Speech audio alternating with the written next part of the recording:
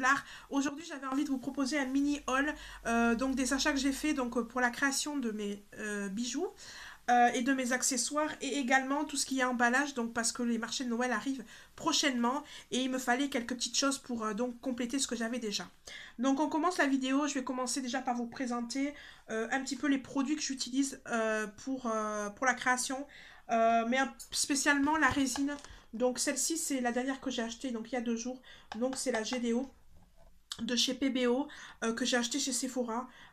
Normalement j'utilise la Cléopâtre mais qui est un petit peu moins chère, qui est aussi bien. Et du coup, ben voilà, donc j'ai décidé donc d'acheter celle-ci parce qu'ils en avaient plus. Et elle m'a coûté presque 17 euros, les 150 millilitres. Donc à l'intérieur de ça, on retrouve 2 petits verres mesureurs comme ça. Voilà, pour pouvoir doser un petit peu au niveau de la résine et du durcisseur. Nous retrouvons l'essentiel, 2 petits flacons, le durcisseur d'un côté et la résine de l'autre.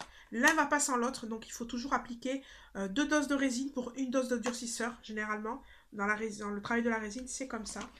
Euh, Également, vous retrouvez les 2 petits bâtonnets mélangeurs, une notice explicative, voilà, et avec quelques petits dessins pour vous montrer un petit peu ce que vous pouvez faire.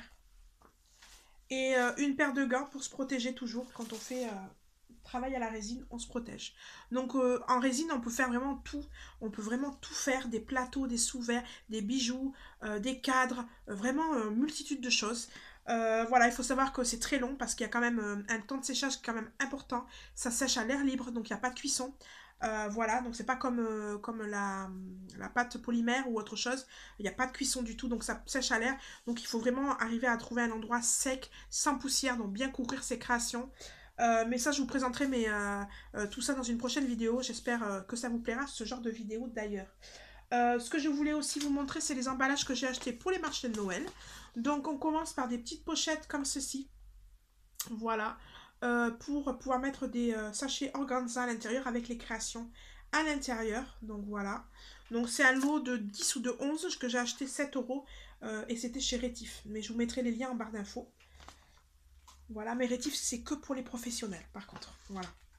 Ensuite, comme j'avais été à Action, j'avais acheté ces 2 petits sachets de pochettes organza. Et donc c'était des grandes, des 9,5 x 12,5 cm. Et donc voilà, il y avait des paquets de 5, donc des roses et des blancs. Donc je les ai pris. Ensuite là, j'ai été chez Sephora quand j'ai acheté la résine. Et j'ai également trouvé des pochettes comme ceci. Des pochettes, des sachets organza aussi. C'est les plus petits par contre. Et c'est des sachets de 10. Et donc j'en avais acheté 3. Voilà. Voilà, et j'ai également acheté 2 grandes breloques en métal argenté. Donc voilà, comme ça.